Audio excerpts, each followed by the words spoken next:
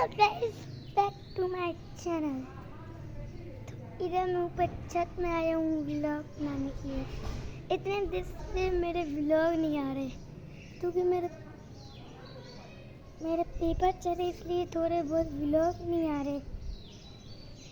तो अभी मैं ऊपर छत में आया हूँ। यहाँ पे वो मक्खियाँ वगैरह।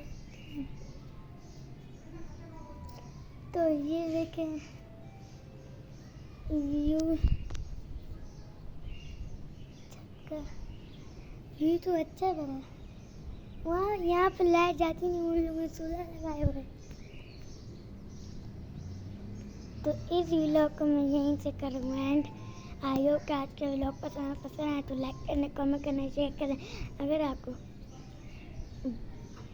आपको मेरी वीडियो पसंद नहीं चैनल को लाइक करें, कमेंट करें, सब्सक्राइब करें। ओके।